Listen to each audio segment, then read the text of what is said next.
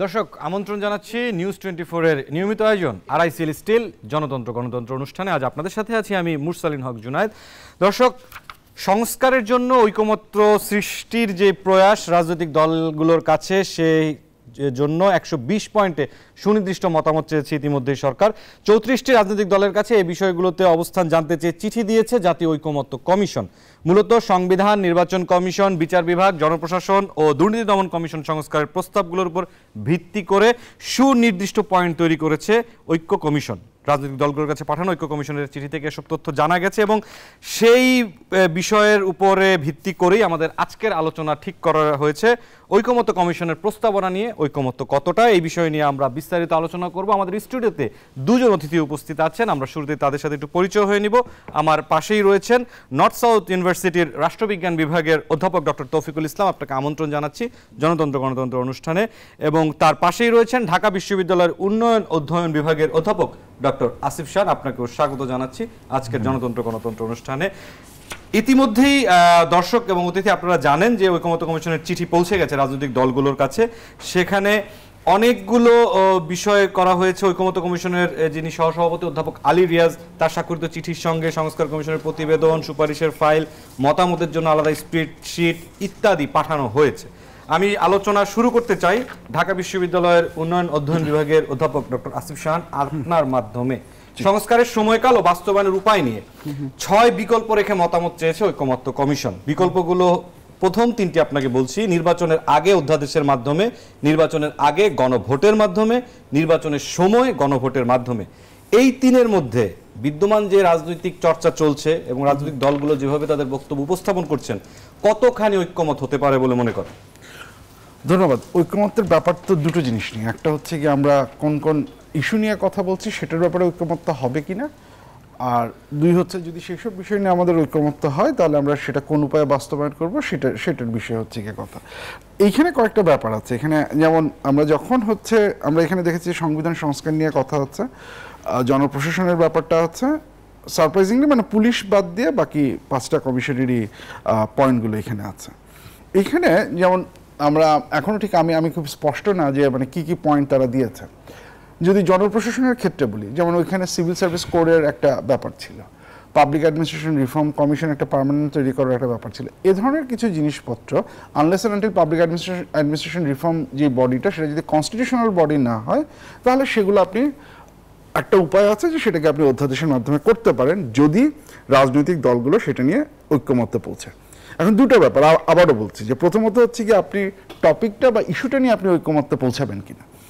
এখন এই জায়গাটায় যখন আসি, আমি একটা একটা করে আসি, যদি টপিক ইস্যুতে আসে তাহলে এখানে অলরেডি আমরা জানি যে কিছু কিছু ব্যাপারে রাজনৈতিক দলগুলোর মধ্যে কিছু ঐক্যমত্য আছে।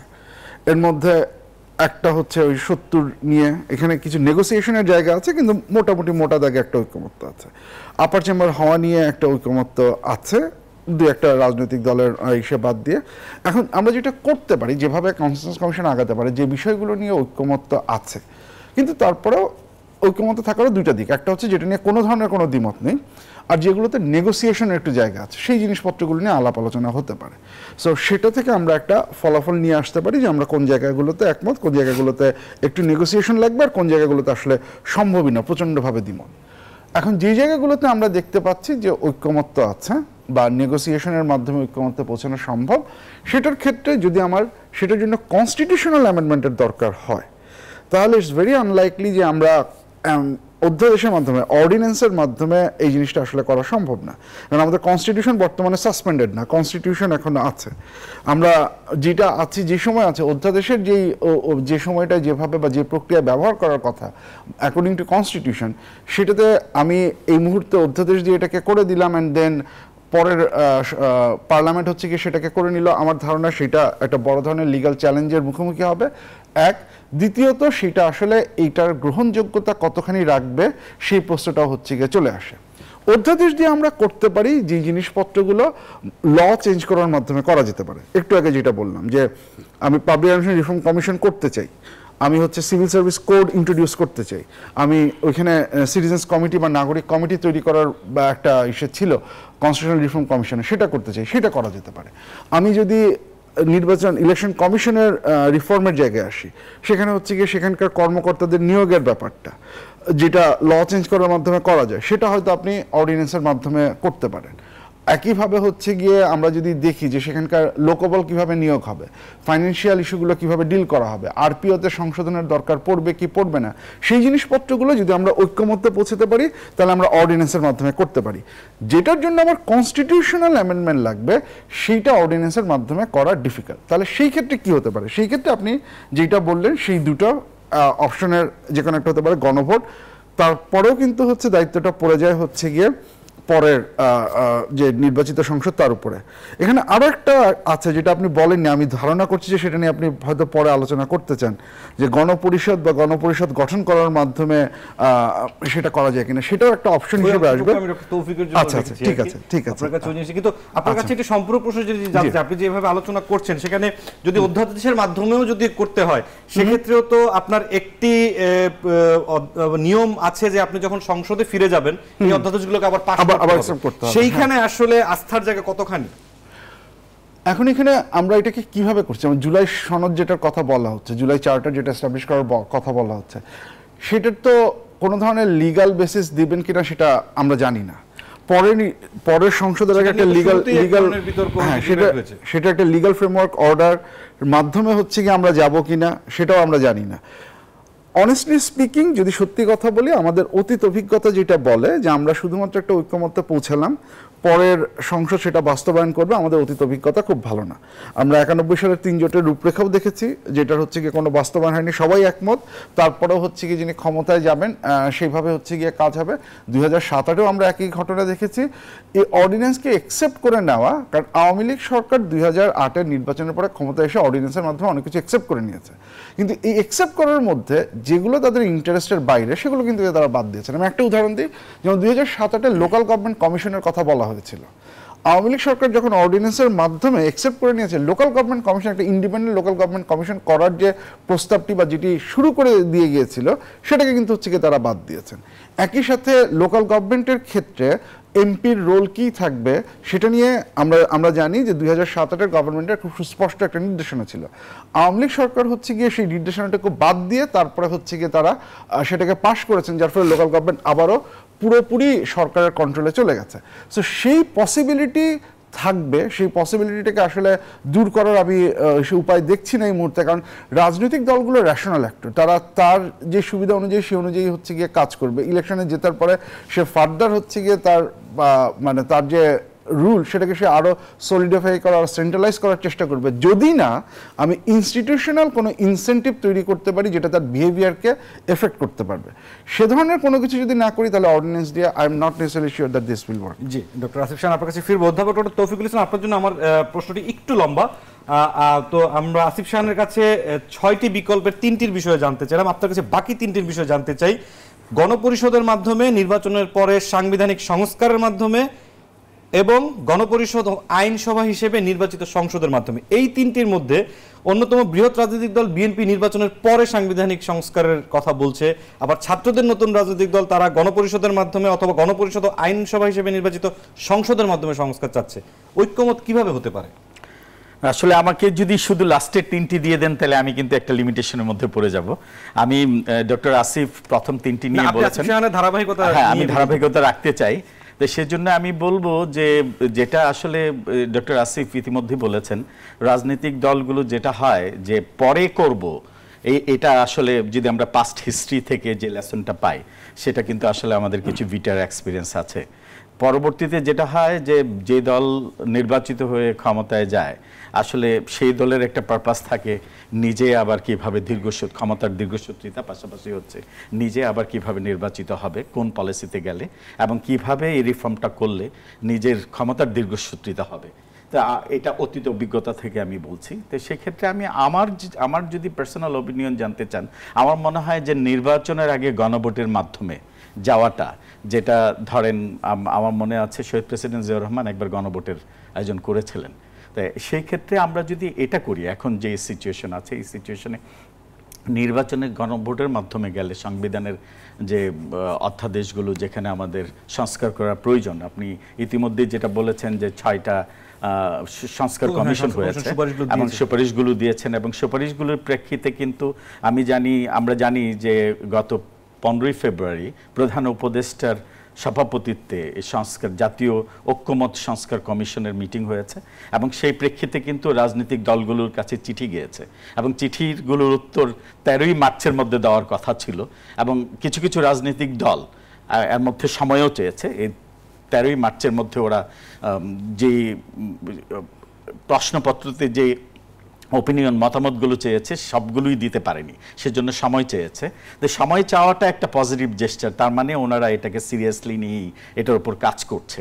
তা আমার মনে হয় রাজনৈতিক দলগুলোর মতামতের ভিত্তিতে, যেহেতু এটা এমন দেওয়া হয়েছে, এবং আমি এমনও জানি প্রশ্নপত্রে 3টা অপশন দেওয়া হয়েছে, বিকল্প রাখা হয়েছে, আপনি কি এই প্রস্তাবনার সাথে একমত, নাকি আংশিক একমত, নাকি একমত না, তাহলে কিন্তু আমাদের একটা চলে আসবে চিত্র বেসড অন সার্ভে। আপনি যদি বলেন রাজনীতি দলগুলোর উপর একটা সার্ভে হচ্ছে, এই সার্ভেতে মেজরিটি কি অপিনিয়ন দিয়েছে সেটা কিন্তু চলে আসবে, এবং বেসড অন মেজরিটি পারসেপশন দেন আমরা কিন্তু জাতীয় ঐক্যমত কমিশন কিন্তু পরবর্তী সিদ্ধান্তে যেতে পারে। তবে আমি যেটা বলতে চাই যে এই কমিশনগুলো কাজ করছে, কমিশন আবার রিপোর্ট দিয়েছে, এবং সেই প্রেক্ষিতে জাতীয় ঐক্যমত কমিশন মতামতের জন্য চিঠি দিয়েছে। ব্যাপারগুলো যেমন ট্রান্সপারেন্ট হচ্ছে, আপকামিং ও যে সংস্কারগুলো হবে এটা আরেকটু আমার মনে হয় এই কথাগুলো নিয়ে যত বেশি আলোচনা হবে সেটা মিডিয়াতে, আমার মনে হয় যে কিছু কিছু রাজনৈতিক দলের মধ্যে যে কনফিউশনটা আছে সেটা থাকবে না। কারণ আলটিমেটলি কিন্তু আমার মনে হয় যে জাতীয় ঐক্যমত কমিশন থেকে শুরু করে এই ইন্টারিয়াম গভর্নমেন্টের একটাই কিন্তু পারপাস, যে একটা ফ্রি ফেয়ার ইলেকশন, এবং সংবিধান এখন এক্সিস্টিং যে কনস্টিটিউশন আছে সেখানে আমরা আগের একটা আলোচনায় বলেছিলাম, এক্সিস্টিং কনস্টিটিউশন যদি এভাবে থাকে, যেই ক্ষমতায় যাবে তার কিন্তু একটা স্বৈরতান্ত্রিক হওয়ার প্রবণতা থেকে যাবে। এক্সিস্টিং কনস্টিটিউশন যেটা আছে সেটা কিন্তু সংস্কার করতে হবে, এবং প্রশ্নটা হচ্ছে সংস্কারটা কিভাবে হবে, যেটা 6টা অপশন দেওয়া হয়েছে। আমার কাছে দ্বিতীয় যে অপশনটা, নির্বাচনের আগে গণভোটের মাধ্যমে জনগণের রায় নিয়ে সংবিধান সংশোধন করা, সেটাকে আমার কাছে প্রেফারেবল মনে হয় আউট অফ 6 অপশন। আমরা প্রতিটি সংস্কার কমিশনের প্রস্তাব থেকে মোট 120টি পয়েন্ট এসেছে, আমরা সবগুলো নিয়ে আজকে আলোচনা করব না। আমাদের পরবর্তী যে 2টো পর্ব আছে আমরা 4টি কমিশনের পয়েন্টগুলো নিয়ে একটু আলোচনা করব। তবে তার আগে ডক্টর আসিফ খান আপনার কাছে একটু ফিরতে চাই। সুনির্দিষ্ট মতামত 13ই মার্চের মধ্যে জাতীয় ঐকমত্য কমিশনের কাছে পাঠানোর অনুরোধ করা হয়েছে রাজনৈতিক দলগুলোর কাছে। এই সংস্কার কমিশনগুলো তাদের সুপারিশ তৈরি করতে যে সময়টুকু নিয়েছেন, ব্যয় করেছেন, তারপর অন্তর্বর্তীকালীন সরকার এই চিঠিটা তৈরি করতে যে সময় নিয়েছেন, এই 13ই মার্চের মধ্যে এই যে মতামত চাওয়া একটু কম সময় দেওয়া হয়েছে কি? আমার মনে হচ্ছে না, আমার একাধিক কারণে মনে হচ্ছে না। কারণ প্রথমত আমরা এই কমিশনের রিপোর্টগুলো কিন্তু আমরা জানুয়ারির দিকে একটা সারাংশ পেয়েছি, পরে ফুল রিপোর্টগুলো আমরা পেয়েছি। সো রাজনৈতিক দলগুলো এটার মূল যে বিষয়গুলো সেটা নিয়ে আলাপ আলোচনা কিন্তু জানুয়ারি থেকেই চলছে, নাম্বার 1।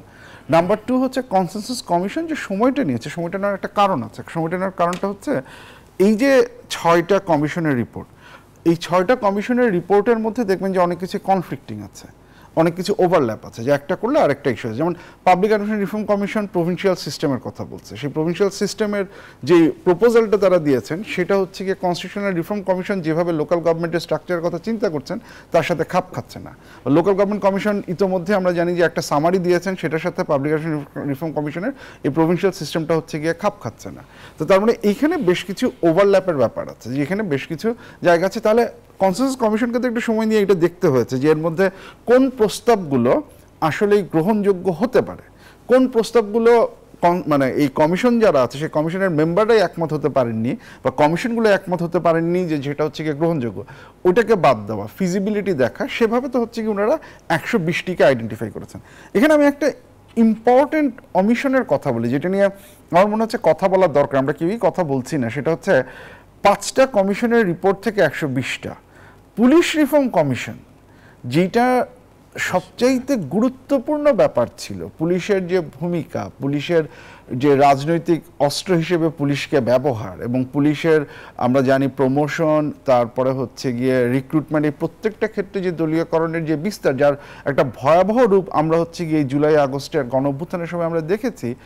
সবচেয়ে জোরালো দাবিগুলোর একটা তো হওয়া উচিত ছিল পুলিশ রিফর্ম কমিশন। আনফর্চুনেটলি এই 120টার মধ্যে পুলিশের কোনো কিছু নেই। এবং সবচেয়ে মজার ব্যাপার যেটা হচ্ছে যে একটা দাবি কিন্তু অনেকদিন থেকে চলে আসে যে একটা ইন্ডিপেন্ডেন্ট পুলিশ কমিশন করা, যার ফলে রাজনৈতিক নেতৃত্ব বা মন্ত্রণালয়ের হাতে পুলিশের এই রিক্রুটমেন্ট এই জিনিসপত্রগুলোকে বাদ দিয়ে একটা ইন্ডিপেন্ডেন্ট কমিশনের হাতে করা, যার ফলশ্রুতিতে একটা নির্দলীয় প্রফেশনাল একটা ফোর্স আপনি তৈরি করতে পারেন। এই জিনিসটা আনফর্চুনেটলি আপনি যদি পুলিশ রিফর্ম কমিশনের রিপোর্টটা দেখেন, সেই রিপোর্টটাই এটাকে অ্যাকনলেজ করলো না ভালো মতো। আপনি কমিশনের রিপোর্টটা যদি দেখেন, মানে আমি কনসেনসাস কমিশনকে দোষ দিচ্ছি না, কারণ কনসেনসাস কমিশন সেটাকেই নিয়েছে যেটা হচ্ছে গিয়ে রিফর্ম কমিশনের রিপোর্টগুলো অ্যাকনলেজ করেছে। পুলিশ রিফর্ম কমিশনের প্রথম বাক্য হচ্ছে যে কমিশনের সদস্যরা একমত এরকম একটা করা দরকার। 3 নম্বর বাক্যে এসে সারাংশতে তারা বলছেন কিন্তু এটা কিভাবে করা হবে, এটা করার প্রক্রিয়া কি, এটা স্ট্যাটিউটরি বডি হবে না ইন্ডিপেন্ডেন্ট বডি হবে, এগুলো নিয়ে আরও বিস্তারিত আলোচনা করা দরকার। তাহলে এই কমিশনের সদস্যরা কি করলেন? তাদের তো হচ্ছে গিয়ে এই বিষয়টা দেওয়ার কথা। এবং আমরা দেখলাম পরবর্তীতে আমরা যেটা বুঝতে পারলাম যে এখানে স্বরাষ্ট্র মন্ত্রণালয়ের একটা কঠিন রেজিস্ট্যান্স আছে। স্বরাষ্ট্র মন্ত্রণালয় চাচ্ছে না, পুলিশ চাচ্ছে, স্বরাষ্ট্র মন্ত্রণালয় চাচ্ছে না। তো তাহলে এই যে আমরা একটা অলরেডি একটা নথি স্বীকার করে আসলাম, পুলিশের ভবিষ্যৎ আসলে কি হবে, তার হচ্ছে গিয়ে সংস্কারের কি হবে, সেই জায়গাটাতেই তো হচ্ছে গিয়ে আমরা পিছিয়ে পড়ে যাচ্ছি। তো সময় ক্ষেপণে আমি দোষ দেখি না, সময় ক্ষেপণের পরে তারপরে রাজনৈতিক দলগুলোর সামনে তো এখন হচ্ছে গিয়ে মাল্টিপল চয়েসের মতো। এরপরে আমাদের ধারণা এরপরের কাজটাতে সময় লাগবে, এই কাজটা যত কম সময়, কারণ এখানে যে মাল্টিপল চয়েস, যেমন আপনি যদি দেখেন এখানে বলা আছে agreed, partially agreed, don't agri. So যদি সবাই এগ্রি করেন কোনো একটাতে দ্যাটস ফাইন, যখন পার্শিয়াল এগ্রি করার কথা হবে তখন তো নেগোসিয়েশনের বিষয় আসবে। আমি একটা ছোট্ট উদাহরণ দিই, যেমন আপার চেম্বারের কথা বলা আছে বাইক্যামেরাল হাউসে। আপার চেম্বারের ব্যাপারে সবগুলো দল একমত, মোটামুটি এবি পার্টির বোধহয় একটু দ্বিমত আছে। এখন নেক্সট যে জায়গায় নেগোসিয়েশনটা হবে, আমি শিওর যে বিএনপি যখন দেবে, আমরা যদি ট্রান্সপারেন্ট থেকে বিএনপি পার্শিয়াল এগ্রিমেন্ট, কেন বলবে পার্শিয়াল এগ্রিমেন্ট? কারণ বিএনপি আপার চেম্বারটা চাচ্ছে যে তারা বলছে যে সুশীল সমাজের প্রতিনিধিত্ব তারা সেখানে নিশ্চিত করবেন। আমরা যেটা দেখেছি হচ্ছে কি রিফর্ম কমিশনগুলো বলেছে আপার চেম্বার প্রপোর্শনাল রিপ্রেজেন্টেশনের মাধ্যমে হবে, যেখানে 100 জন বা 105 জনের একটা ইসে, যেটা আবার হচ্ছে গিয়ে এনসিপি যেটা এখন জাতীয় নাগরিক কমিটি ছিল তাদের বক্তব্য এটি। 2 নম্বর হচ্ছে আপার চেম্বার আপনি করলেন, আপার চেম্বারের রোলটা কি হবে? এটা কি শুধুমাত্র পরামর্শ দিয়ে যাবে? আমরা যেটা পলিটিক্যাল সায়েন্স আমরা বলি যে কনগ্রুয়েন্স বা নন কনগ্রুয়েন্স, যে লটা জেনারেট হওয়ার পর এটার ব্যাপারে এগ্রিমেন্ট হবে না এগ্রিমেন্ট হবে না, তার ওভারসাইট রোলটা কি হবে? এই যে আলোচনার ব্যাপারগুলো, এই নেগোসিয়েশনগুলো তো তখন সামনে চলে আসবে। এটার জন্য তো হচ্ছে কি আমাদের সময় লাগবে। সো এখন কম সময় দাও, আমি সমস্যা দেখি। ডক্টর তৌফিকুল ইসলামের কাছে একটু ফিরতে চাই। কিছু রাজনৈতিক দল ইতিমধ্যে ঐক্য কমিশনের কাছে বাড়তি সময় চেয়েছে, আপনি ইতিমধ্যে উল্লেখ করেছেন। এতে সংস্কার কাজ আরেকটু ধীরগতি হওয়ার সম্ভাবনা কতখানি? আসলে আমার মনে হয় বাস্তবায়নেরও কিন্তু একটি প্রক্রিয়া রয়েছে, সময় প্রয়োজন, প্রক্রিয়া এবং এটার ইমপ্লিমেন্টেশন সবকিছু মিলে। আবার এই মতামতের পরে ডক্টর আসিফ শাহান বলছিলেন একটি নেগোসিয়েশনের ব্যাপার আছে। এক্স্যাক্টলি। তাহলে এই যে সময় চাচ্ছেন ধীরগতি হবে না? আমার মনে হয় যে 13ই ফেব্রুয়ারি মিটিং এর পর যে চিঠি ইস্যু হয়েছে 13ই মার্চের মধ্যে মতামত জানানোর জন্য, আমার মনে হয় যে একটু সময় চাওয়া কিছু কিছু ক্ষেত্রে, যে আসলে পার্টিরও তো একটা ধরেন সুপ্রিম অথরিটি আছে, ওনারা মিটিংয়ে বসবে এবং সেটা নিয়ে কি কি মতামত চাওয়া হয়েছে। ছোট ছোট দলগুলো কিন্তু চাইলেই খুব দ্রুত বসতে পারে। আপনি বড় দলের ক্ষেত্রে দেখেন এখানে কিন্তু যে স্বাভাবিকভাবে মতামতের জন্য যে বিভিন্ন ফোরাম আছে, ওদের ওপিনিয়ন নিয়েই কিন্তু স্ট্যান্ডিং কমিটি বলেন বিএনপির মতো দলগুলো একটু সময়েরই প্রয়োজন। এখানে কিন্তু এমন না যে একটা আমি প্রশ্নপত্র দিয়েছি, কোশ্চেনারি দিয়েছি, সাথে সাথে আমি টিকমার্ক দিয়ে দিব। বড় দলগুলোর জন্য সময় প্রয়োজনই হতে পারে, সেক্ষেত্রে একটু সময় দেওয়া আমার কাছে অযৌক্তিক মনে হচ্ছে না। এবং এই সময় চাওয়াটা কিন্তু একটা পজিটিভ জেস্চার। রাজনৈতিক দলগুলোও চাচ্ছে যে না, সংস্কার কমিশন, জাতীয় ঐক্যমত কমিশন যেভাবে কাজ করতে চাচ্ছে আমরা এটার পার্ট হয়েই আমরা কাজ করতে চাচ্ছি এবং সেভাবে সময় চেয়েছে। এটাকে আমি আসলে নেগেটিভভাবে দেখছি না, একটা পজিটিভ জেস্চার হিসেবেই দেখছি। আর পাশাপাশি ডক্টর আসিফ যে কথাগুলো বলেছেন, যে আমরা দেখেছি গত 16 বছরের ফ্যাসিস্ট গভর্নমেন্ট যেটাকে কার্যত একটা পুলিশি স্টেট করেছিল, আপনি বলতে পারেন যে পুলিশ স্টেটই হয়েছে, সেটার দিকে কেন নজর দেওয়া হচ্ছে না, সেটা কেন ইগনোর করা হচ্ছে, এটা কিন্তু প্রশ্নবিদ্ধ। এবং এটা এই জন্য প্রয়োজন, আপনি দেখেন এক্সিস্টিং, আমি আগেও বলেছি এক্সিস্টিং যে কনস্টিটিউশন আছে সেভাবে যদি হয়, আবার যদি একটা রাজনৈতিক দল ক্ষমতায় আসে, এসে কিন্তু পুলিশকে আবার রাষ্ট্রযন্ত্র ব্যবহার করে দলীয় পারপাসে ব্যবহার করার একটা প্রবণতা থাকবে। মানুষ কিন্তু এটা থেকে বেরিয়ে আসতে চায়।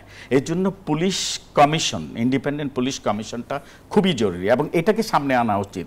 যেখানে 5টা কমিশনের, সংস্কার কমিশনের কথা বলা হয়েছে, পুলিশ কমিশন কেন বাদ থাকবে? আমরা একটু বিরোধীতে যেতে চাই, কিন্তু বিরোধী থেকে ফিরে ডক্টর আসিফ শাহ, আমরা পুলিশ সংস্কার কমিশন এবং তৌফিক স্যার আপনার ডিসেম্বর এই যে সময় নিচ্ছেন এই বিষয়টা নিয়ে আমরা আলোচনা করব। দর্শক, আরআইসিএল স্টিল জনতন্ত্র গণতন্ত্রে আলোচনা হচ্ছে ঐকমত্য কমিশনের প্রস্তাবনা নিয়ে। ঐকমত্য কতটা, একটি বিরতির সময় হয়েছে, আরো আলোচনা হবে, ফিরছি, সাথেই থাকুন।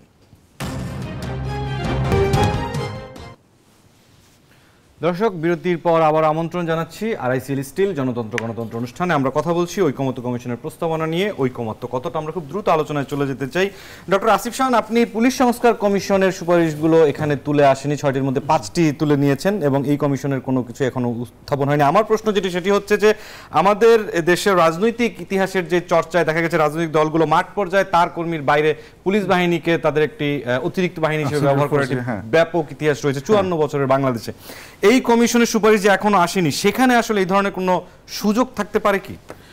মানে এটা তো পরিষ্কার, এখানে এখনো আসেনি, আর কিন্তু আসবে না, শেষ। মানে এখন পর্যন্ত আমরা কনসেনসাস কমিশনের কাছ থেকে যেটা শুনেছি, তো সেখানে তো এই 120টার উপরে আলোচনা হচ্ছে, ওখান থেকে কিন্তু কোনো কিছু আসছে না। এবং যেটা আমি বললাম, এর পেছনে আমি কনসেনসাস কমিশনকে দায়ী করছি না, পুলিশ রিফর্ম কমিশনের যে রিপোর্টটা এসেছে, এই যে আপনি যেটা বললেন যে এই যে দলীয় কর্মী হিসেবে ব্যবহার করা, এখন সেটার কারণ তো হচ্ছে যে সরকারের হাতে কমপ্লিটলি কন্ট্রোলটা থাকছে বা নিয়ন্ত্রণ থাকছে, হচ্ছে কি আপনার প্রমোশনই বলুন বা হচ্ছে রিক্রুটমেন্টই বলুন, ট্রান্সফার বলুন, এবং এটাকে আপনি শাস্তি হিসেবে ব্যবহার করতে পারছেন, এটাকে আপনি হচ্ছে গিয়ে লয়্যালটির পুরস্কার হিসেবে আপনি রিক্রুটমেন্টকে ব্যবহার করতে পারছেন। তার মানে একটা ফোর্সকে তার প্রফেশনাল ফোর্স হিসেবে গড়ে ওঠার যে সুযোগ, তাকে তো হচ্ছে একটা প্রফেশনালিজমের একটা গ্রোথ তো হতে হবে। যে সমস্যাটা অ্যাডমিনিস্ট্রেশনে ছিল, আমি এখনো জানি না অ্যাডমিনিস্ট্রেশনে কি কি অপশন অফার করা হয়েছে, আশা করছি হচ্ছে গিয়ে সেটার ইস্যু আছে, কিন্তু এই ক্ষেত্রে পুলিশের ক্ষেত্রে কিন্তু কোনো কিছু হচ্ছে না। এবং এখানে রিফর্ম কমিশনের যেই সুযোগটা ছিল যে পুলিশ একটা ইন্ডিপেন্ডেন্ট পুলিশ কমিশন তৈরি করা, যে যার হাতে আপনি এই দায়িত্বগুলো দিবেন, আমরা তার ফলে যেটা হবে হচ্ছে একটা রাজনৈতিক দলের হাত থেকে কর্তৃত্বটা সরিয়ে আপনি যখন একটা নিরপেক্ষ বডির হাতে দেবেন, যে নিরপেক্ষ বডিটা হয়তোবা পার্লামেন্টের উচ্চকক্ষের কাছে হচ্ছে গিয়ে সে জবাবদিহিতা থাকতে পারে বা অন্য কোনো একটা জবাবদিহিতা আপনি নিশ্চিত করতে পারেন, সে ধরনের কোনো কিছু যেহেতু নেই, তাহলে এই পুলিশের ব্যাপারটা একটা বড় ধরনের সমস্যা হিসেবেই থেকে গেল। এবং আনফর্চুনেটলি বর্তমানে এখন আইদার আমাদেরকে আবারও এই দাবিটা তুলতে হবে, আবারও বলতে হবে, যাতে পলিটিক্যাল পার্টিগুলো থেকে হোক বা কনসেনসাস কমিশন থেকে হোক কোনো একটা প্রপোজাল আবারও আসে বা এই ইন্ডিপেন্ডেন্ট পুলিশ কমিশনের ব্যাপারটাই আসে, হয় এরকম একটা দাবি আমাদের তুলতে হবে, অথবা আমাদের ভাগ্যের হাতে ছেড়ে দিতে হবে যে নির্বাচনের পরে যদি প্রশ্ন ছিল, তাই আমি খুব ছোট করে উত্তর নিলাম। ডক্টর তৌফিকুল ইসলাম, আপনার কাছে যে প্রশ্নটি রেখেছিলাম প্রথম পর্বে, যে মতামত দিতে সময় চাওয়ায় ধীরগতি হওয়ার সম্ভাবনা কতখানি, যদি ধীরগতি হয়, ধরে নিচ্ছি ডিসেম্বরে নির্বাচন হওয়ার এক ধরনের বক্তব্য আছে অন্তর্বর্তীকালীন সরকারের পক্ষ থেকে, সেটি পেরিয়ে যাওয়ার সম্ভাবনা আছে কি? আমার মনে হয় যেভাবে এগিয়ে যাচ্ছে as per commitment from interim government এবং নির্বাচন কমিশনও সেটা বলছে ডিসেম্বরের মধ্যে নির্বাচন, যেভাবে এগিয়ে যাচ্ছে আমার মনে হয় নির্বাচন ডিসেম্বরে হওয়ার সম্ভাবনাই তো আমি দেখছি, কারণ সেভাবেই কিন্তু কার্যক্রম চলছে। এবং যেটা আসলে একটু সময় চেয়ে নেওয়া, যেটা মতামতের কথা বলছি, সেটা কিন্তু ইন্টারাপ্ট হবে না আমার কাছে মনে হয়। আর এভাবে যদি এগিয়ে যায় এবং প্রতিটা জিনিস যদি ট্রান্সপারেন্ট হয়, আমরা কিন্তু আসলে নির্বাচনের দিকেই যাচ্ছি।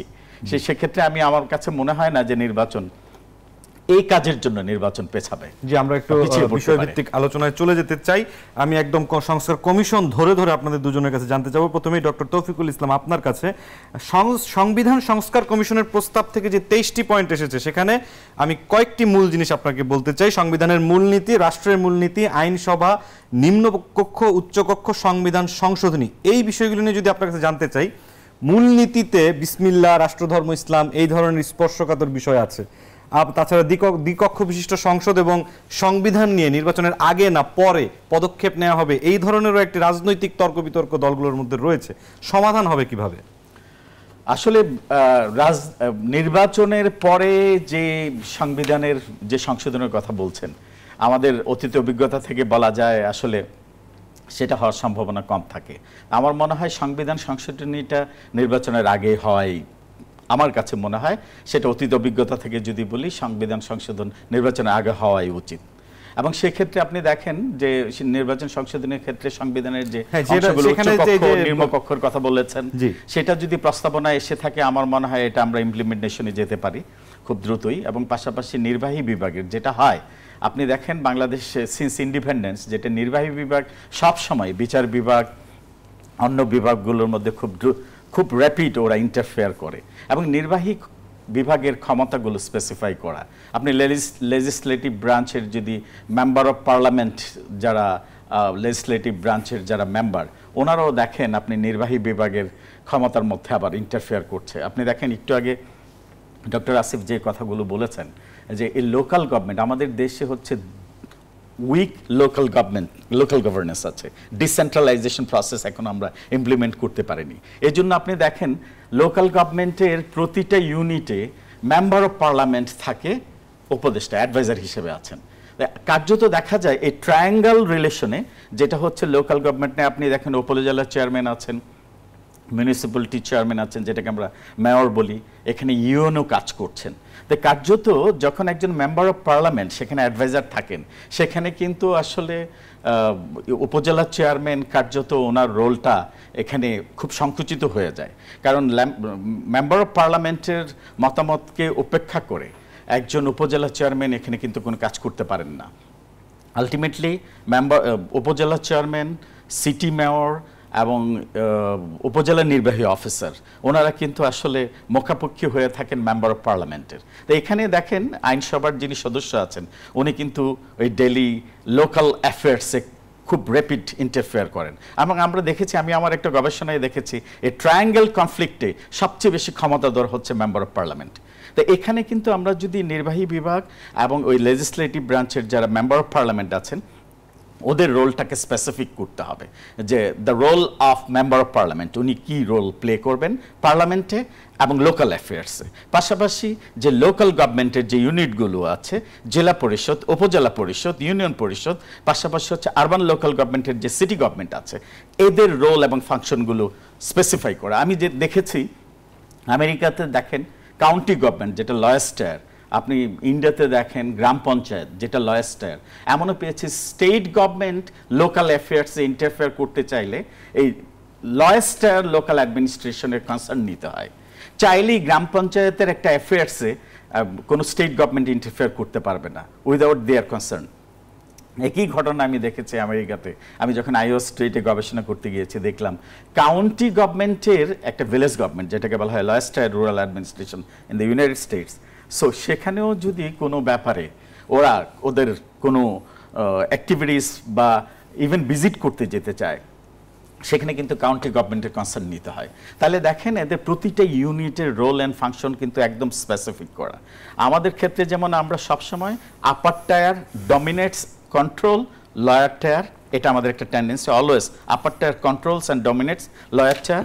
আর আপনি যদি ইন কম্প্যারিজন ইন্ডিয়া এবং ইউনাইটেড স্টেটসে দেখেন upper tier assist lower tier, upper tier সবসময় লয়েস্ট টায়ারকে কিন্তু সহযোগিতা করছে, আমরা উল্টোটা করছি, we are trying to control, we are trying to dominates. তো সেই ক্ষেত্রে রোলগুলো স্পেসিফিক করতে হবে কনস্টিটিউশনে। আমরা একটু ডক্টর আসিফ খান আপনার কাছে ফিরতে চাই, আমি আপনার কাছে যেতে চাই নির্বাচন কমিশন সংস্কার। আমি কি একটু আগে কনস্টিটিউশনের কয়েকটা জিনিসকে আমি একটু বলতে পারি? যে আমি একটু প্রশ্ন করে নিই, আপনি সেটার সাথে যদি মিলিয়ে করতে পারেন, উত্তর দিতে পারেন। নির্বাচন কমিশন সংস্কার কমিশনের প্রস্তাবের 27টি পয়েন্টের মধ্যে প্রধানমন্ত্রীর মেয়াদ, সাবেক দুইবারের প্রধানমন্ত্রী রাষ্ট্রপতি পদে অযোগ্যতা, একই সঙ্গে দলীয় প্রধানমন্ত্রী ও সংসদ নেতা হতে বাধা, এই বিষয়গুলোর ব্যাপারে কিন্তু রাজনৈতিক দলগুলোর মধ্যে আকারে ইঙ্গিতে কিছুটা ঐক্যমত দেখা যাচ্ছে। তবুও দিন শেষে ক্ষমতার মসনদি আকাঙ্ক্ষা বিবেচনায় কতটা কার্যকর সংস্কার হতে পারে? আচ্ছা, ধন্যবাদ। দেখুন, এখানে কয়েকটা কথা বলি যে আমি নির্বাচন কমিশনের আপনি যেগুলোর কথা বললেন সেগুলো অনেক বেশি ব্যক্তিকেন্দ্রিক, যে আপনি একজন ব্যক্তিকে দুইবারের বেশি করছেন না বা একজন ব্যক্তি একই সাথে দুই দায়িত্ব নিতে পারছেন না। That was a problem, there is no doubt about it. আমরা 91 থেকে হচ্ছে কি 2008 পর্যন্ত যদি দেখি একজন ব্যক্তির হাতে ক্ষমতা কেন্দ্রীভূত হয়ে যাওয়াটা একটা সমস্যা। তার চেয়ে যেটা বড় সমস্যা ছিল শুধু তো একজন ব্যক্তি না, একটা রাজনৈতিক দলের হাতে কেন্দ্রীভূত হয়ে যাওয়া। আমরা যখন বলি হচ্ছে এক্সিকিউটিভ, লেজিসলেচার অ্যান্ড জুডিশিয়ারি, এক্সিকিউটিভের যে ডোমিনেন্স, এক্সিকিউটিভের হাতে ক্ষমতা কেন্দ্রীভূত হয়ে যাওয়া, এই যে centralisation of power, that becomes a major problem. এবং এই ক্ষেত্রে যেটা ইম্পর্টেন্ট, যেটা হচ্ছে কি গুরুত্বপূর্ণ, আমার মনে হয় নির্বাচন কমিশনের এগুলোতে আমার মনে হয় না আমি খুব একটা দ্বিমত আমি দেখবো এখানে। একটা যেটা হতে পারে, যেটা যে কনস্টিটিউশনে বোধহয় আছে যে 70-এর ধারাটা নিয়ে, সেটা আসলে 70-এ যে ওই যে আপনি হচ্ছে কি ফ্লোর ক্রসিং করতে পারবেন না, সেটা কোন কোন ক্ষেত্রে হতে পারে, সেটা কি অর্থ বিলে হবে নাকি নো কনফিডেন্সে হবে, নর্মাল বিলে হবে, সেই জায়গাটা নিয়ে হতে পারে। কিন্তু বাকিগুলো আমি আসলে খুব একটা দেখি না, কারণ এটা তো আসলে মোটা দাগে রাজনীতির যেই হিসাব, ওই যে সেন্ট্রালাইজেশন বললাম সেইখানে পরিবর্তন হয় না। পরিবর্তনটা হয় কোথায়, যেই জায়গাগুলোতে হচ্ছে কি আপনি যদি কনস্টিটিউশনাল রিফর্ম কমিশনের আলোচনাটা দেখেন, আমার ধারণা এই মূলনীতির প্রশ্নে আমরা কোনো ঐক্যমত্য দেখব না, আমার ব্যক্তিগত ধারণা। কারণ হচ্ছে যে আপনি যখন আপনার যে আমরা যেটা দেখতে পাচ্ছি যে কোন মূলনীতি মেনশন করছেন, সংবিধানের মূলনীতি না রাষ্ট্রের মূলনীতি? আমি হচ্ছে কি সংবিধানের মূলনীতিগুলোর কথা বলছি। আপনি কি সেখানে কি আমি সুনির্দিষ্ট করে জানতে পারি যে কোনগুলো? যেমন ধরেন আমি তৌফিক স্যারকে প্রশ্ন করেছিলাম, বিসমিল্লাহ, রাষ্ট্রধর্ম ইসলাম, এগুলো তো অত্যন্ত স্পর্শকাতর একটি জায়গা, সেখানে আসলে কিভাবে কাজ হবে? এইখানে আমার ধারণা যা ছিল তাই থাকতে পারে, বা এটা নিয়ে আসলে হচ্ছে গিয়ে আমার মনে হয় না যে কি বলে আমরা এইখানে পার্থক্য বা এটাতে কোনো ইস্যু দেখবো। সংবিধানের যে মূলনীতি যেগুলো আছে যে সেটার ক্ষেত্রে, কারণ এইখানে হয়তো কিছু দল থেকে রাষ্ট্রধর্মের ব্যাপারটা একটা সেন্সিটিভ ইস্যু, এই প্রশ্নটা আসতে পারে যে রাষ্ট্র যদি আসলে বহুত্ববাদী ধারণাকে ধারণ করতে চায় তাহলে রাষ্ট্রধর্ম থাকতে পারে কিনা। এবং আমরা দেখেছি যে পৃথিবীর বেশ কিছু দেশে উদাহরণ আছে যে যারা বহুত্ববাদী ধারণাকে লালন করে কিন্তু তাদের রাষ্ট্রধর্ম আছে, আবার কিছু দেশ হচ্ছে খুব স্পষ্টভাবে স্টেট অ্যান্ড রিলিজিয়নের এই ডিফারেন্সিয়েশনটা করে দিয়েছে। সো এই ক্ষেত্রে হচ্ছে গিয়ে আমরা খুব সম্ভবত স্ট্যাটাস কো যেটা আছে সেটাই দেখব, কারণ আমাদের এখানে কনস্টিটিউশন রিফর্ম কমিশনও যেহেতু এইটা নিয়ে আলাদা করে নতুন কিছু বলেনি, সো স্ট্যাটাস কোটাই দেখার পসিবিলিটি বেশি। কারণ বড় রাজনৈতিক দলগুলোর এখন পর্যন্ত আমরা এই স্ট্যাটাস কোকে চ্যালেঞ্জ করার মতো কোনো ধরনের বক্তব্য আমরা পাইনি। কিন্তু ওই যে জাতীয়তাবাদ সরে যাওয়া, বাঙালি জাতীয়তাবাদ বা বাংলাদেশি জাতীয়বাদ, বিএনপি তো বাংলাদেশি জাতীয়তাবাদের সে কথাটাই বলে, সে জায়গায় মানব মর্যাদা, সামাজিক ন্যায় বিচারের সে প্রশ্ন, সমতা এবং বহুত্ববাদ, প্লুরালিজম, এইটাকে যে নিয়ে আসে, এই ক্ষেত্রে আমার সন্দেহ আছে যে আমরা কোনো ঐক্যমত্যে পৌঁছাতে পারবো কিনা। কারণ বিএনপি বাংলাদেশি জাতীয়তাবাদ সরাতে রাজি হবে কিনা শেষ পর্যন্ত। গণতন্ত্রে যেমন কনস্টিটিউশন রিফর্ম কমিশন একটা খুব ইম্পর্টেন্ট কথা আছে যে গণতন্ত্রের যে সংজ্ঞাটা আমাদের কনস্টিটিউশনে আছে সেটাকে তারা অপর্যাপ্ত মনে করছেন। তার মানে হচ্ছে গণতন্ত্রের যে আমরা রিপ্রেজেন্টেটিভ ডেমোক্রেসি দেখি, যে আপনি শুধুমাত্র নির্বাচনের মাধ্যমে ক্ষমতার পালাবদলের যে গণতন্ত্র, সেটাকে তারা ঠিক গ্রহণযোগ্য মনে করছেন না। তাহলে গণতন্ত্রের সংজ্ঞাটাকে আমাদের বাড়াতে হবে। আবার একটু রাষ্ট্রবিজ্ঞানের কথায় যদি চলে যাই তাহলে সেটার রকমটা কী হবে, তার মানে সেখানে জনগণের অংশগ্রহণ বাড়াতে হবে। এখন জনগণের অংশগ্রহণ বাড়ানো, এটা কি ডেলিভারেটিভ ডেমোক্রেসিতে যাবে, ডাইরেক্ট ডেমোক্রেসিতে যাবে, মানুষের নীতিতে অংশগ্রহণ কতখানি বাড়বে, সেই জিনিসটা পরিষ্কার না। সো কাজে এইটা নিয়ে ঐক্যমত্যে আমরা পৌঁছাতে পারবো বলে আমার মনে হয়। বিস্তর আলোচনা এবং বিতর্কের আসলে সুযোগ আছে সবকিছুর বিষয়ে। আমরা এটি বিরতিতে যাব, আমরা আবার ফিরব। দর্শক, আরআইসি লিস্টে গণতন্ত্রে কথা হচ্ছে ঐকমত্য কমিশনের প্রস্তাবনা নিয়ে। ঐকমত্য কতটা, সময় হয়েছে একটি বিরতির, আরো আলোচনা হবে, ফিরছি সাথে থাকুন। দর্শক, বিরতির পর আবারও আমন্ত্রণ আরআইসি লিস্টের গণতন্ত্র অনুষ্ঠানে। আমরা আলোচনা করছি ঐকমত্য কমিশনের প্রস্তাবনা নিয়ে। ঐকমত্য কতটা, আমরা খুব দ্রুত আলোচনায় চলে যেতে চাই। আমি এই পর্বে ডক্টর আসিফ শাহান আপনার কাছে যেতে চাই। বিচার বিভাগ সংস্কার কমিশনের প্রস্তাবে 24টা পয়েন্ট আছে, সেখান থেকে আমি উল্লেখযোগ্য কয়েকটি আপনাকে তুলে ধরছি। প্রধান বিচারপতি নিয়োগ, সুপ্রিম কোর্টের বিচারক নিয়োগ, হাইকোর্ট বিভাগে বিকেন্দ্রীকরণ, বিচার বিভাগে দুর্নীতি প্রতিরোধ, এই যে 4টি প্রসঙ্গ বললাম, এইগুলোকে তুলে ধরে আমি জানতে চাই যে ক্ষমতাসীনদের ক্ষমতা চর্চার যে ঐতিহাসিক ধারাবাহিকতা বাংলাদেশে রয়েছে, সেখানে কতটা বদলে যেতে পারে এই 4টির সংস্কৃতি। ধন্যবাদ। এখানে দেখুন, মানে মজার ব্যাপারটা হচ্ছে এখানে এই কমিশনগুলোর রিপোর্ট একটা আরেকটার সাথে কিভাবে কানেক্টেড। কারণ এই যে আপনি যখন বিচার বিভাগের নিয়োগের, প্রধান বিচারপতির নিয়োগ এবং হচ্ছে সুপ্রিম কোর্ট অন্যান্য বিচারের নিয়োগের কথা বললেন, সেটা কিন্তু অনেকটাই কনস্টিটিউশনাল রিফর্ম কমিশনের যেই বক্তব্যটা আছে সেটার সাথে সম্পর্কযুক্ত। কেন আমি বলি যে এইখানে আপনি যে এই যে নিয়োগ করার কর্তৃপক্ষ বা ইসে যেটা থাকবে, আপনি যদি কনস্টিটিউশনাল রিফর্ম কমিশনের বক্তব্যটা দেখেন তাহলে সেখানে কিন্তু হচ্ছে গিয়ে নিম্নকক্ষ, উচ্চকক্ষ, তাদের যেই রাজনৈতিক ইসে নেতৃবৃন্দ আছেন, এছাড়া হচ্ছে গিয়ে বাকি লোকজনকে মিলে একটা আলাদা বডি তৈরি করার কথা বলা আছে, যারা হচ্ছে গিয়ে নিয়োগ প্রক্রিয়াটাতে একটা গুরুত্বপূর্ণ ভূমিকা পালন করবেন। সেটা যদি আমরা করতে পারি তাহলে দেখুন এইটার জন্য আমার লাগবে হচ্ছে কনস্টিটিউশনের ওই ক্ষেত্রে আমার আগে ঐক্যমত্য লাগবে। কনস্টিটিউশনের ওইখানে আমার কোথায় ঐক্যমত্য লাগবে? ঐক্যমত্য লাগবে হচ্ছে আপার হাউস এবং লোয়ার হাউসে। কারণ যদি আপনি দুইটা হাউস করতে না পারেন তাহলে তো হচ্ছে কি আপনি দুইটা হাউস থেকে একাধিক রাজনৈতিক গ্রুপের লোকজনকে আপনি নিয়ে আসতে পারতেছেন না। এখন এই জায়গাটাতে হচ্ছে আমি একটা কথা বলেছিলাম একদম শুরুতে, আপনি আপার হাউস করতে পারবেন, এই ঐক্যমত্য আমাদের আছে, কিন্তু আপার হাউসের রোল কি হবে, রেসপন্সিবিলিটিটা কি হবে, এই জায়গাটাতেই হচ্ছে গিয়ে পার্থক্য। যেমন বিএনপির 31 দফা যদি আপনি দেখেন, সেখানে আপার হাউসের রোল বলা হয়েছে তারা হচ্ছে পরামর্শ দেবে। বিচার বিভাগের এটা কিভাবে হবে সেটা নিয়ে কিন্তু বিএনপি সুস্পষ্ট কিছু বলেনি। তারা সুপ্রিম জুডিশিয়াল কাউন্সিল এবং এই ধরনের ইস্যুর কথা বলেছে, কিন্তু সুস্পষ্টভাবে কোনো প্রক্রিয়ার কথা তারা বলেনি। অন দি আদার হ্যান্ড, আমরা যখন এই কনস্টিটিউশনাল রিফর্ম কমিশনের দিকে তাকাচ্ছি, তখন কিন্তু আপার হাউসের বেশ কিছু রোলের কথা বলা আছে। যেমন ওই যে আমি কংগ্রেসের কথা বলছিলাম, যে আপনি একটা আইন বা ল যেখান থেকে উত্থাপন করবেন না কেন, সেটার ব্যাপারে দুই হাউসেই আলাপ আলোচনা হবে। আপার হাউস যদি এগ্রি না করে, তাহলে লোয়ার হাউস আবার আলাপ আলোচনা করে আবার সেটাকে আপার হাউসে পাঠাবে। যদি আপার হাউস তাও রাজি না হয়, আরেক দফা আলাপ আলোচনা হবে। মানে এরকম একটা ব্যাপারের এইসব কথা বলা আছে। আপার হাউসের আপনার হচ্ছে গিয়ে ওভারসাইট কিছু রোল দেওয়া আছে। আপার হাউসের এই যে কনস্টিটিউশনাল বডিগুলোর নিয়োগ এবং সেগুলোর ওভারসাইট করার একটা রেসপন্সিবিলিটি আপার হাউসকে দেয়া আছে। সো এই যে আপার হাউসের এই জিনিসপত্রগুলো যদি আপনি করতে পারেন, তার অনেকাংশের একটা পজিটিভ এফেক্ট আপনি বিচার বিভাগে দেখবেন, আপনি প্রশাসনে দেখবেন, এবং একই সাথে হচ্ছে কি আপনি, কারণ ইলেকশন কমিশনের যে নিয়োগ সেটাও তো কনস্টিটিউশনাল বডি, সেটাও তো সেই একই প্রক্রিয়া হতে হবে, সেটা দেখবেন। আরেকটা জিনিস আপনি যেটা বলেননি, বিচার বিভাগের আমার মনে হয় সবচেয়ে গুরুত্বপূর্ণ যেটা, যে বিচার বিভাগের জন্য একটি পৃথক স্বাধীন সেক্রেটারিয়েট তৈরি করা, এটা আছে। সো এইটার ক্ষেত্রে এটা খুব গুরুত্বপূর্ণ, যে আপনার লোয়ার এসে কোর্টের যে ইন্ডিপেন্ডেন্সের যেই ধারণাটা ইসে করা আছে এবং যে ক্ষেত্রে ঝামেলা হয়, সেই ক্ষেত্রে কিন্তু এইটা খুব গুরুত্বপূর্ণ। সো এই ক্ষেত্রে এখন পর্যন্ত যেটা মনে হচ্ছে যে রাজনৈতিক দলগুলোর দ্বিমত করার উপায় নেই, করবে না। এবং এখানে ডক্টর ইউনূস একটা খুব চমৎকার কাজ করেছেন, এবং এটা ভেরি ইম্পর্টেন্ট, যে আপনার রাজনৈতিক দলগুলো যে যাই ডিসিশন নেক না কেন সেটা পাবলিকলি ভিজিবল।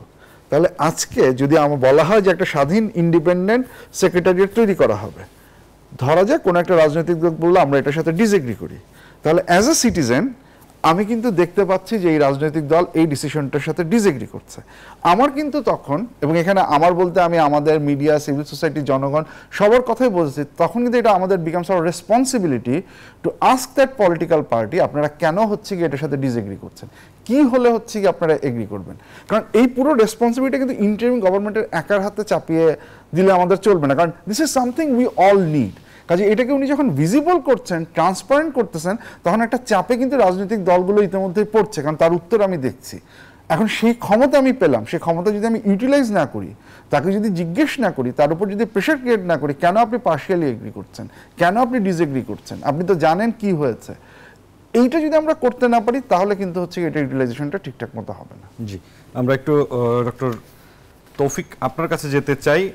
আমরা প্রায় শেষ দিকে চলে এসেছি। আমরা একটু দুর্নীতি দমন সংস্কার কমিশনের দিকে তাকাতে চাই। 120 সর্বমোট যে পয়েন্টটা আছে দুর্নীতি দমন কমিশনের প্রস্তাব থেকে 20টি পয়েন্ট আছে সেখানে। আমি প্রধান কয়েকটা আপনাকে তুলে ধরছি। দুর্নীতি বিরোধী জাতীয় কৌশলপত্র প্রণয়ন, এটি বাস্তবায়নের ন্যায়পাল, এই যে বিষয়গুলো, এইগুলো আসলে এতদিন কেন করা হয়নি? সংস্থাটিকে ক্ষমতাসীনদের হাতিয়ার হিসেবে ব্যবহার করার জন্য কি? দ্বিতীয় প্রশ্নটি হচ্ছে, এই 20টি পয়েন্টের মধ্যে রয়েছে কমিশনার সংখ্যা বাড়ানো এবং কমিশনের মেয়াদ বাড়ানো। এই টাইপের, এই ধরনের যে সংস্কার, এগুলো আসলে কতটা কাজে আসবে? আসলে দেখেন, বাংলাদেশে কিন্তু দুর্নীতি দমন কমিশন ছিল, আছে, এবং হয়তো আরও স্পেসিফিক্যালি কিছু কমিশনের কথা আপনি বলছেন, এবং সেটা সংস্কার কমিশনের রিপোর্টেও এসছে, মতামতের জন্য চাওয়া হয়েছে। আমার যেটা মনে হয়, দুর্নীতি দমনের জন্য আমাদের গোড়াতেই গলদ রয়েছে। আমরা কি পারিবারিক শিক্ষায়, আপনি দেখেন, সদা সত্য কথা বলিব, মিথ্যা বলিব না, মিথ্যা বলা মহাপাপ, এটা কিন্তু আমরা আদর্শ লিপিতে পড়েছি। দুর্নীতি নিয়ে কয়টা স্লোগান দেওয়া হচ্ছে, স্কুলের বাচ্চাদের কয়টা কথা শেখানো হচ্ছে, পারিবারিকভাবে কয়টা কথা শেখানো হচ্ছে, পরিবার থেকে যিনি পরিবার মেনটেন করছেন, আপনি দেখেন যে মা হচ্ছে একটা পরিবারের প্রথম শিক্ষক, আপনি আমাদের সবার। সে পারিবারিকভাবে আপনি দেখেন আমার বাবা কত টাকা আর্ন করছে, কিভাবে আমরা এত টাকায় চলছি, সেই প্রশ্নটা কি ঘর থেকে প্রথম আসা উচিত না? এবং এই প্রশ্নটা কে করবেন? আমরা জানি যে যখনই সমাজে কোনো অনিয়মাত আসে, স্বচ্ছতার প্রশ্ন আসে, সেটা পরিবার থেকে প্রথম কিন্তু এই কোশ্চেনটা রেজ হয়। স্বাভাবিকভাবেই একটা বাচ্চা যখন বড় হয়, সে যখন স্কুলে যায়, দেখে যে তার বাবার স্যালারি কত, বাবার স্যালারি হয়তো 6 ডিজিট, 1.5 লাখ টাকা or something like that, but সে যে স্কুলে পড়ছে তার স্কুলের এক্সপেন্ডিচারই হচ্ছে 2 লাখ টাকা মাসে হচ্ছে। এখন স্বাভাবিকভাবেই কিন্তু ওরই এই প্রশ্নটা থেকে যায় যে বাবার বাকি টাকা। কিছুদিন আগে প্রেস সেক্রেটারির একটি সংবাদ সম্মেলনে এসেছে টিউশন ফি বাবদ $400 কোটি পাঠানো হয়েছে। এক্স্যাক্টলি, আমার প্রশ্ন হচ্ছে যে এই প্রশ্নটা কিন্তু গোড়াতেই গলদ। আমি এজন্য বলছি, আমি জাপানে ছিলাম দীর্ঘ সময় 10 বছর। আমি দেখেছি যে বাচ্চাদের কাছে পরিবারের যে স্বচ্ছতা, এবং স্বচ্ছতা মানে বাবার পার মান্থ আর্নিং কত, এটা ফ্যামিলি মেম্বার্সটা সবাই জানে, এবং সেই টাকায় ওদের কিভাবে চলতে হবে এটা ছেলে মেয়েরাও জানে, এবং তার ফ্যামিলি মেম্বার, যেটা আমরা হোম মিনিস্টার বলি, ওয়াইফ যিনি চালান সংসার, উনি কিন্তু জানেন যে কত টাকা আর্ন হচ্ছে, এবং এর মধ্যেই এদের সব খরচ রেপ আপ করতে হবে। আমাদেরকে এই প্র্যাকটিসটা এখন আছে নাই, এজন্য কারণ দুর্নীতিটা আমাদের সমাজে এখন প্রাতিষ্ঠানিক রূপ নিয়েছে। কমিশন ছিল, কমিশনের হয়তো জবাবদিহিতা নিয়ে কোশ্চেন ছিল, আরও কমিশন হতে পারে, অনেক কিছু হতে পারে, কিন্তু আমার মনে হয় শুরুটা করতে হবে আমাদের পরিবার থেকে, এবং এই প্রাথমিক বিদ্যালয় থেকে এই দুর্নীতিকে না বলা এবং দুর্নীতিকে ঘৃণা করতে শেখা। এবং দুর্নীতিবাজদের, আমি ছোটবেলায় মনে আছে যে আমাদের সারাউন্ডিংস ফ্যামিলি মেম্বার্সদের অনেক সময় বিয়ের প্রস্তাব আসলে যেই ফ্যামিলির কর্ণধার ঘুষ খায় তার সেই ফ্যামিলিতে আত্মীয়তাই করতে চাইতো না। এখন কি এভাবে কেউ দুর্নীতিকে ঘৃণা করছে? দুর্নীতিবাজদের কেউ ঘৃণা করছে? বরং আমরা দেখি যে কার কত টাকা আছে, এই টাকাটা কিভাবে এসেছে সেটা কিন্তু আমরা যাচাই বাছাই করছি না। আমাদের সামাজিকভাবে এই দুর্নীতিবাজদের ঘৃণা করতে শিখতে হবে, দুর্নীতিবাজদের না বলা শিখতে হবে, দুর্নীতিবাজদের আমাদের এই যে মানসিকভাবে ঘৃণা করা, সামাজিকভাবে ঘৃণা করা, সেটা করতে হবে। তাইলেই কিন্তু এই দুর্নীতি কমিশন যেগুলো হচ্ছে সেগুলো অর্থবহ হবে, এবং সত্যিকার অর্থে এই দুর্নীতি বিরোধী কমিশনগুলো কাজ করবে। জি, অধ্যাপক ডক্টর তৌফিকুল ইসলাম এবং অধ্যাপক ডক্টর আসিফ শাহান, আপনাদের অসংখ্য ধন্যবাদ আজকের RICL স্টিল জনতন্ত্র গণতন্ত্র অনুষ্ঠানে কথা বলার জন্য। দর্শক, পরিবর্তিত বাংলাদেশের আকাঙ্ক্ষায় নতুন বন্দোবস্ত তৈরির জন্য রাষ্ট্র পরিচালনার সব ক্ষেত্রে রাজনৈতিক দলগুলোর ঐকমত্য প্রয়োজন, এবং সেই ঐকমত্য তৈরির কাজটি করছেন অন্তর্বর্তীকালীন সরকার। তারা কতদূর করতে পারেন এবং ডিসেম্বরের মধ্যে কতটা সফল হতে পারে সংস্কার, সেটি দেখার অপেক্ষায় পুরো বাংলাদেশ। সেই প্রত্যাশা রেখে শেষ করছি আজকের RICL স্টিল জনতন্ত্র গণতন্ত্র। সবাই ভালো থাকবেন, শুভরাত্রি।